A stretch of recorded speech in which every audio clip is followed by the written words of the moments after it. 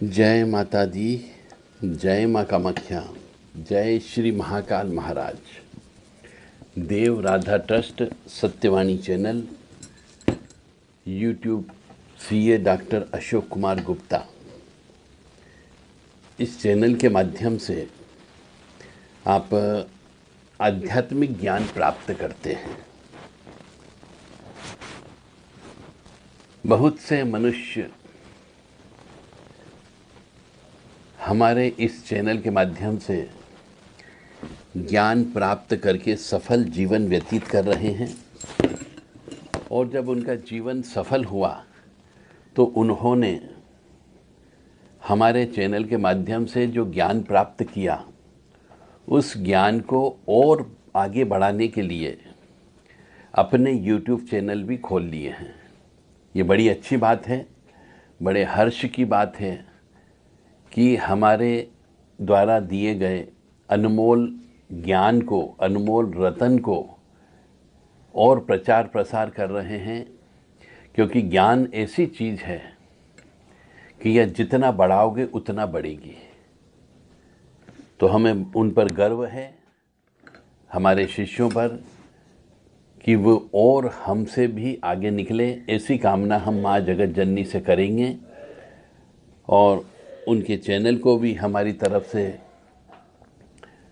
आशीर्वाद है, और उन शिष्यों को भी आशीर्वाद है कि वो हमारे इस ज्ञान को ज़्यादा से ज़्यादा मनुष्यों तक पहुँचाएं, ताकि मनुष्य के जीवन में आने वाली विभिन्न कष्ट, दुख, परेशानी, व्यथा, दुख, दर्द, इसको वो कम कर सके और जीवन को सुखमय बना सके।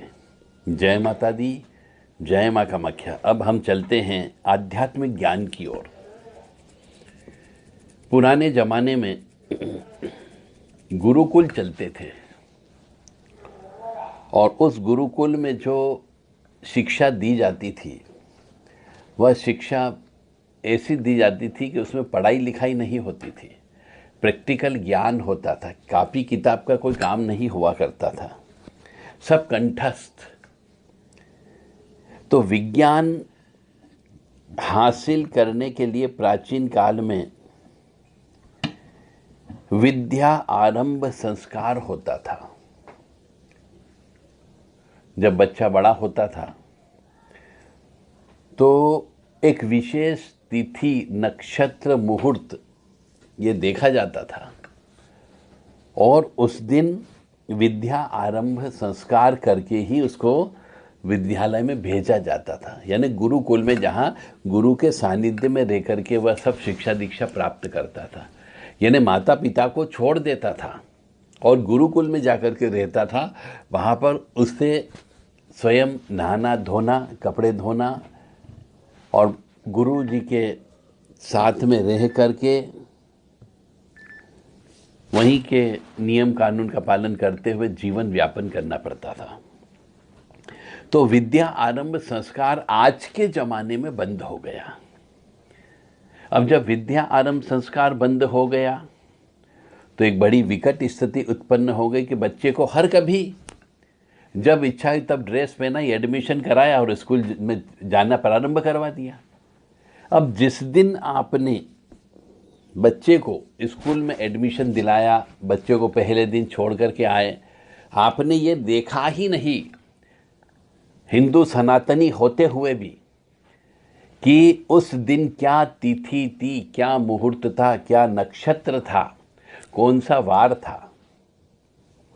क्योंकि आपको आपके माता पिता ने यह शिक्षा ही नहीं दी कि कोई भी कार्य करें तो मुहूर्त देखना चाहिए। हमारे यहाँ मुहूर्त का बहुत बड़ा महत्व है। क्यों मनुष्य अमावस्या के दिन विवाह नहीं करता है? क्यों मनुष्य ग्रहण के दिन विवाह नहीं करता है? क्यों मनुष्य सूर्य ग्रहण, चंद्र ग्रहण के दिन गृह प्रवेश क्यों नहीं करता है?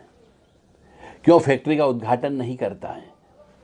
इसका मतलब कहीं न कहीं पर इन मुहूर्तों का हमारे यहाँ पे महत्व अवश्य है।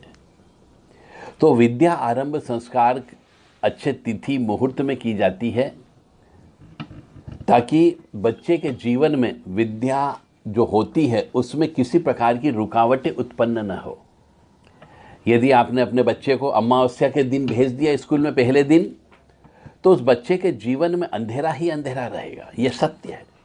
फेल होता रहेगा, उसका दिमाग काम नहीं करेगा, क्योंकि आपने जो उसकी ओपनिंग स्टार्ट की, ABCD स्टार्ट की, वह अमावस्या के दिन प्रारंभ की। आपको कभी माता पिता ने समझाया ही नहीं कि अपने बच्चे को अमावस्या के दिन स्कूल में एडमिशन नहीं कराते। उसका खामियाजा बच्चे को पूरी जिंदगी भर भुगतना पड़ता है। यह रहस्यमय ज्ञान है। जिंदगी में कोई भी कार्य करें, शुभ मुहूर्त में करना चाहिए, और जब मुहूर्त हो, मुहूर्त के चलते चलते में ही कार्य संपन्न हो जाना चाहिए। आजकल जैसे विवाह करते हैं, तो विवाह का जो पंडित या ब्राह्मण देवता मुहूर्त लिखते हैं गोधूली बेला के समय का, वो गोधूली बेला के समय पे आप लोग फेरे ही नहीं लेते हो। जब गोधूली बेला के समय पे पाणी ग्रहण संस्कार नहीं होगा और रात को 2 बजे, 3 बजे, 4 बजे होगा, तो विवाह तो टूटेगा ही टूटेगा। क्योंकि आपने वो जो मुहूर्त था, जब नक्षत्र चल रहा था, वार चल रहा था, तिथि चल रही थी, आपने उन सब चीज़ों को उल्लंघन करके अगले तिथि वार नक्षत्र में आपने विवाह किया, तो गलत समय पे विवाह करने पर उसका फल भी वैसा ही मिलता है जो नक्षत्र चल रहा होता है। नक्षत्रों का बहुत बड़ा फल मिलता है, इसलिए नक्षत्र देखे जाते हैं। तो हम चल रहे थे कि विद्या आरंभ संस्कार होता है। आजकल ये आपने विद्या आरंभ संस्कार नहीं करने की वजह से भी बहुत से बच्चों के जीवन में माता पिता खुद अंधकार डाल देते हैं, और फिर जिंदगी भर रोते रहते हैं कि हमारा बच्चा पागल हो गया, हमारे बच्चे की मानसिक स्थिति खराब हो गई, हमारे बच्चे के ऊपर किसी ने टोना टोटका कर दिया, हमारे बच्चे पे ऊपर किसी ने खिला पिला दिया, हमारी लड़की को किसी ने खिला करके अपने वश में कर लिया, स्कूल जाती थी किसी के प्रेम प्यार में फंस गई, और लड़का भी किसी के प्रेम प्यार में फंस गया। ऐसे इल्जाम लगाते हो, दूसरों को भी इल्जाम लगाना चाहते हो, पर अपने अंदर झांक करके नहीं देखोगे कि हमने क्या गलती कर दी। तो ये ज्ञान आपको सिर्फ और सिर्फ देव राधा टच सत्यवाणी चैनल से ही प्राप्त हो सकता है। तो विद्या आरंभ संस्कार करें, और गुरुकुल में छोड़ते थे पुराने जमाने में, और विद्यार्थी जीवन पारंपरिक प्रथा के अनुसार ही वहाँ गुजारना पड़ता था। परंतु आजकल ये प्रथा बंद हो गई, ये ढूंढने से भी नहीं मिलती है, क्योंकि पूरा युग ही बदल गया है। और उन गुरुओं के आशीर्वाद से ज्ञानार्थियों को आध्यात्म तत्व का ज्ञान, ब्रह्म ज्ञान पहले प्राप्त होता था, जो आजकल देना बंद कर दिया है। क्योंकि पहले आध्यात्म ही सिखाया जाता था, परंतु आजकल ये अध्यात्म नहीं सिखाते, उन्हें पैसे कमाने की मशीन समझ करके वो चीज़ सिखाई जाती कि पैसे कैसे कमाएगा। आपने पैसे छापने की मशीन समझ ली अपने बेटे बेटियों को, और बाद में जब कष्ट आते हैं तो उसके जीवन में कभी भी सुख नहीं मिलता है। सुख का मतलब सर्विस लग गई, पैसा आने लगा, परंतु विवाह नहीं हो रहा है, बच्चे पैदा नहीं हो रहे हैं, शादी नहीं हो रही है। तो ब्रह्म ज्ञान की जब तक प्राप्ति नहीं होगी, आपको सुख की प्राप्ति नहीं हो सकती।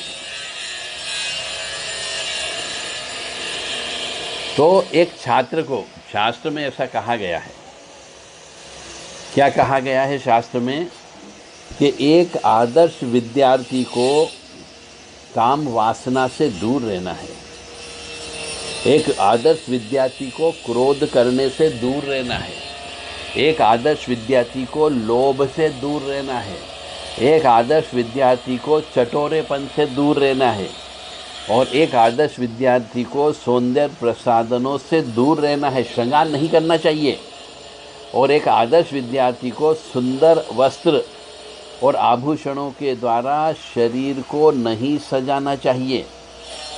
और एक आदर्श विद्यार्थी को आमोद प्रमोद के कार्यक्रम में लिप्त नहीं रहना चाहिए। और एक आदर्श विद्यार्थी को अति निद्रा भी नहीं लेनी चाहिए। और एक आदर्श विद्यार्थी को किसी भी प्रकार के व्यसन नहीं करना चाहिए। ये 8 दुर्गुण से विद्यार्थियों को दूर रखना चाहिए। और गुरुकुल में, पहले जो गुरुकुल चलते थे, उनमें विद्यार्थियों को इन चीज़ों से दूर रखा जाता था। यही शिक्षा मेन शिक्षा होती थी, जिसको बड़े होने पर जो बहुत से तथाकथित कथावाचक हैं वो कहते हैं काम, क्रोध, लोभ, मोह, मद, मत्सर, ईर्ष्या, तृष्णा, राग, द्वेष, ये वही चीज़ है। तो ये विद्यार्थियों को बचपन में ही देना चाहिए थी। जब मटका पकता है, उस पकते पकते समय पे ही उसे ज्ञान दे दिया जाता है, ताकि वो मटका पक जाता है, फिर उसे कोई बदल नहीं सकता। परंतु आजकल तो मटका पकाते समय सिर्फ एक ही चीज़ बोला जाता है, बेटा अच्छे से पढ़ना है, अच्छे नंबर लाना, तुझे बड़ा आदमी बनना है, नोट छापना है, पिताजी की गरीबी दूर करना है, येन केन प्रकरण साम दाम दंड भेद, किसी भी तरीके से तेरे को पैसे कमाना है। आजकल ये शिक्षा दी जाती है। तो फिर उसका फल भी आपको भोगना पड़ता है कि जवानी में बेटे की मृत्यु हो जाती है, बेटे का विवाह ही नहीं होता है, औरत के लिए तरसता है, तड़पता है। तो ये सिर्फ आपके ही कर्मों का फल होता है कि आप अपने बेटे को जैसे संस्कार दोगे वैसे संस्कार लेकर के ही वो बड़ा होगा, और बाद में माता पिता को टाटा बाय बाय बोल करके दूसरे देश में चला जाता है। चाहे माँ इधर मर रही हो, बाप इधर मर रहा हो, तो मरने दो। जय माता दी, जय माँ कामाख्या। तो अब शायद आपके समझ में आ गया होगा कि बच्चे को क्या शिक्षा दीक्षा देना चाहिए। और धन किसी के पास आ जाता है तो धन तभी सार्थक होता है जब उस धन के साथ में धर्म भी साथ हो, और यदि धर्म नहीं है तो धन सार्थक नहीं होगा। सुंदरता भी तभी सार्थक होती है जब उसका चरित्र भी शुद्ध हो, अन्यथा चरित्र बेकार, आपकी सुंदरता किसी काम की नहीं है। आपके पास भयंकर अथाह संपत्ति आ गई, परंतु यदि आपका स्वास्थ्य खराब है तो वह संपत्ति किसी काम की नहीं। तो यह आज के ज़माने में प्रयोग हो रहा है कि लड़के लड़कियां सुंदरता के नाम पे फूहड़पन करते हैं, परंतु उनका चरित्र भी खराब होता है। संपत्ति तो होती है, पैसा तो कमा लेते हैं, परंतु उनका स्वास्थ्य खराब होता है क्योंकि मांस मदिरे का सेवन करते हैं। देव स्थान गमन भी तभी सार्थक होता है जब उनके हृदय में भाव होता है, परंतु आज के ज़माने में तो भाव नहीं होता है, वो तो मौज मस्ती करने के लिए तीर्थ स्थान पे जाते हैं, तो इसलिए उनको कोई फायदा नहीं मिलता है।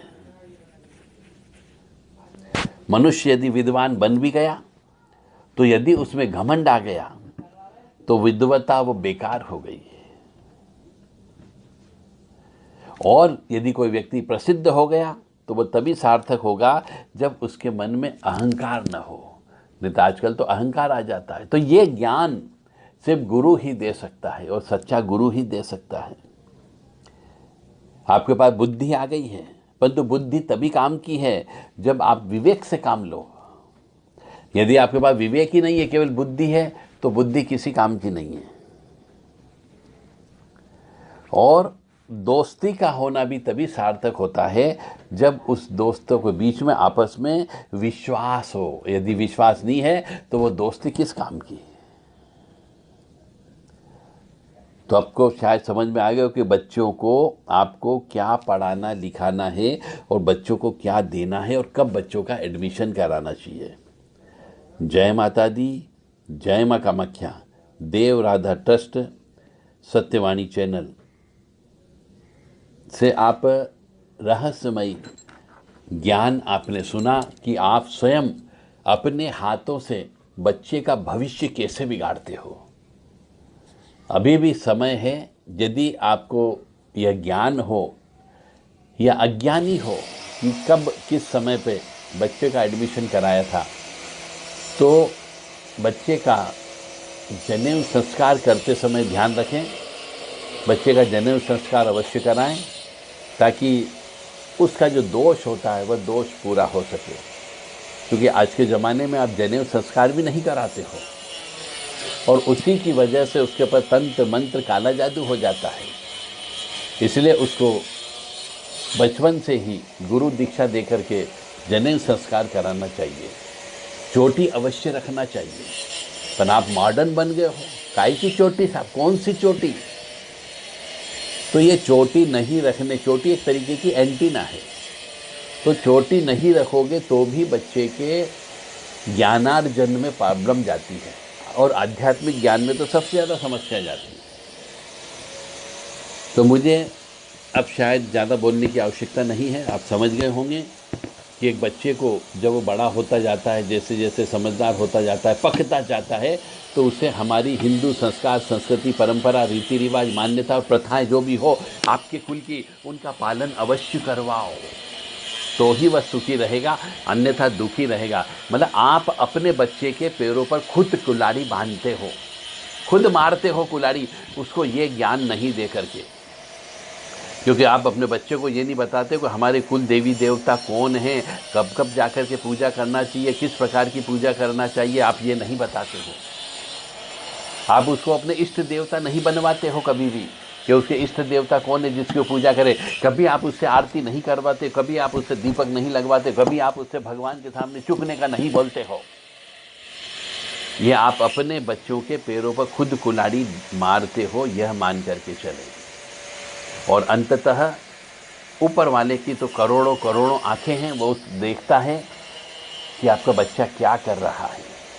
उसे मालूम है कि आपका वंश का नाश कब करना है, उसे मालूम है कि कब आपको खून के आंसू रुलाना है, उसे मालूम है कि आपने अपने बच्चों को क्या पढ़ाई लिखाई दी, क्या आध्यात्मिक शिक्षा दी या नहीं दी, उसका फल तो भोगना पड़ेगा। और पिछले जन्म के कर्म के अनुसार बच्चे को जो कष्ट मिलना, उस कष्ट में और वृद्धि हो जाती है।